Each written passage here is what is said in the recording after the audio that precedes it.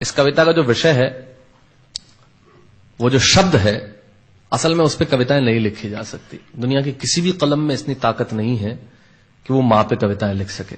मैं तो बहुत छोटा कलमकार हूं, मैं मां पे क्या कविताएं लिखूंगा।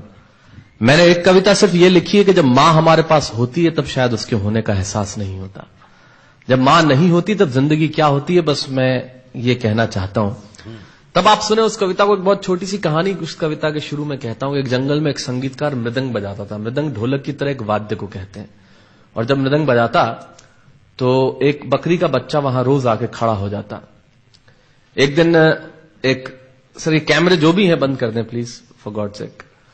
बकरी का बच्चा वहां खड़ा हो जाता आके, तो मृदंग जो बजाता था संगीतकार, उसने उस मेमने से एक दिन पूछ लिया कि यार तुझे क्या मेरा सुर, मेरी ताल, मेरी लय बहुत अच्छी लगती है जो तू रोज यहां चला आता है।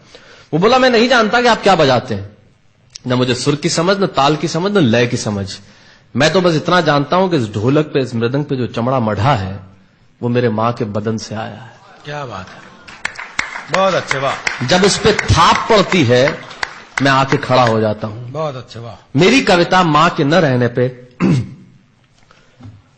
भीतर से पड़ी हुई थाप की कविता है, तब सुनाना चाहता हूं। इस कविता में अगर आपके आंसू बाहर की दुनिया की यात्रा करना चाहे तो रोकिएगा मत। अगर आपको ठीक लगे, जैसा कहता हूं जब मां नहीं होती तब जिंदगी क्या होती है। एक मुनव्वर राणा साहब का शेर उधार लेता हूं कि किसी के हिस्से में मकान आया, किसी के हिस्से में दुकान आई, मैं सबसे छोटा था, मेरे हिस्से में मां आई।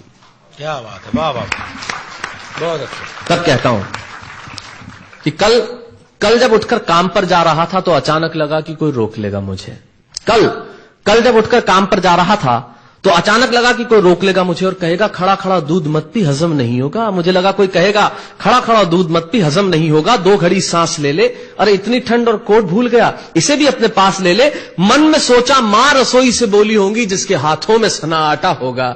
अगली पंक्ति के खालीपन से जुड़े और जुड़े तो मुझे बताएं। मन में सोचा मां रसोई से बोली होंगी जिसके हाथों में सना आटा होगा, और पलट के देखा तो क्या मालूम था कि वहां सिर्फ सन्नाटा होगा। पलट के देखा तो क्या मालूम था कि वहां सिर्फ सन्नाटा होगा।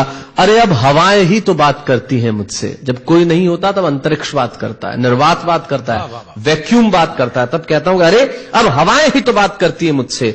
लगता है जब जाऊंगा किसी खास काम से तो कोई कहेगा दही शक्कर खा ले बेटा, अच्छा शगुन होता है। कोई कहेगा गुड़ खा ले बेटा, अच्छा शगुन होता है।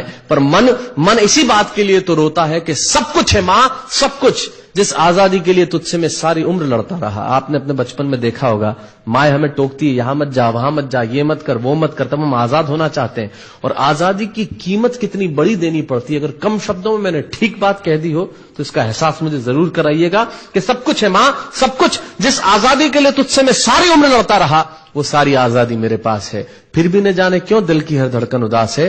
कहता था ना तुझसे मैं वही करूंगा जो मेरे जी में आएगा, और आज मैं वही सब कुछ करता हूं जो मेरे जी में आता है। बात यह नहीं है कि मैं जो चाहूं कर लूं, मुझे कोई रोकने वाला नहीं है। बात है तो इतनी सी कि सुबह देर से उठूं ना तो कोई टोकने वाला नहीं है। बहुत अच्छे, वाह वाह, बहुत अच्छे, वाह वाह वाह वाह। बात है तो इतनी सी कि सुबह देर से उठूं ना तो कोई टोकने वाला नहीं है। रात को देर से लौटूं तो कौन नाराज होगा भला, कौन कहेगा बार बार कि अब कहां चला। आप ही की जिंदगी के कुछ दृश्य चुराता हूं और आप ही को सौंपता हूं। रात को देर से लौटूं तो कौन नाराज होगा भला, कौन कहेगा बार बार कि अब कहां चला। दोस्तों के साथ घूमने पर उल्हाने कौन देगा, मेरे वो तमाम झूठे बहाने कौन देगा। सच कहा साहब, गम की चोटें जख्मों पे फौलाद से ज्यादा क्या होगी, और मां की दौलत दुनिया में औलाद से ज्यादा क्या होगी। तब कहना चाहता हूं कि रात को देर से लौटूं तो कौन नाराज होगा भला, कौन कहेगा बार बार कि अब कहां चला। दोस्तों के साथ घूमने पर उल्हाने कौन देगा, मेरे वो तमाम झूठे बहाने कौन देगा। कौन कहेगा कि इस उम्र में क्यों परेशान करता है। हाय राम, ये लड़का क्यों नहीं सुधरता है। पैसे कहां खर्च हो जाते हैं तेरे, क्यों नहीं बताता है। सारा दिन मुझे सताता है, रात को देर से आता है, खाना गर्म करने को जागती रहूं, खिलाने को तेरे पीछे भागती रहूं, बहाती रहूं आंसू तेरे लिए। कभी कुछ सोचा है मेरे लिए। खैर मेरा तो क्या होना है और क्या हुआ है, इस बुढ़िया का तो क्या होना है और क्या हुआ है। तू खुश रह लेना यही दुआ है, और आज तमाम खुशियां ही खुशियां। जीवन में जो सर्वश्रेष्ठ एक पंक्ति जो ईश्वर ने मुझे सौंपी वो मैं आपको सौंपता हूं।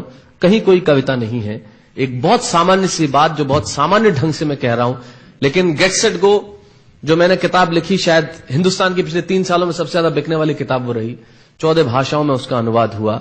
वाह में मैं रोज टीवी पे बोलता हूं, मेरे लाखों लफ्ज कुर्बान करता हूं सिर्फ उस एक पंक्ति पे जो ईश्वर ने मुझे सौंपी, और कहीं कोई कविता नहीं है। आप ही का भाव आपकी उठा को सौंपता हूं और देता हूं, और जिस विश्वास के साथ मैंने लिखा उस विश्वास के साथ आपको देता हूं कि मेरा तो क्या होना है और क्या हुआ है, इस बुढ़िया का तो क्या होना है और क्या हुआ है, तू खुश रह लेना, यही दुआ है। और आज तमाम खुशियां ही खुशियां, गम ये नहीं है कि कोई ये सब खुशियां बांटने वाला होता, पर कोई तो होता जो गलतियों पे डांटने वाला होता। बहुत अच्छे, वाह वाह वाह वाह, बहुत अच्छे, वाह। गम ये नहीं है कि कोई ये सब खुशियां बांटने वाला होता, पर कोई तो होता जो गलतियों पे डांटने वाला होता। और अंतिम पंक्तियां देता हूं कि तू होती ना तो हाथ फेरती, कभी सर पर या हल्के से बाम लगाती, आवाजें दे देकर सुबह उठाती, दिवाली पे टीका लगाकर रुपए देती और कहती बड़ों के पांव छूना, आशीर्वाद मिलेगा, कपड़े मत फाड़ना, अगला कपड़ा अगली दिवाली को सिलेगा। बहन को सताता तो तू चांटे मारती, बीमार पड़ता तो रो रो के नजरें उतारती, परीक्षा से आते ही खाना खिलाती, पिता की डांट का डर दिखाती, फिर पिता की डांट से तू ही बचाती, इसे नौकरी मिल जाए, ये तरक्की करे, दुआओं में हाथ उठाती, और तरक्की के लिए वतन छोड़ देगा, ये सुन के दरवाजे के पीछे चुपके चुपके आंसू बहाती। सब कुछ है मां, सब कुछ, आज तरक्की की हर रेखा तेरे बेटों को छू के जाती है, पर मां हमें तेरी बहुत याद आती है। बहुत अच्छा।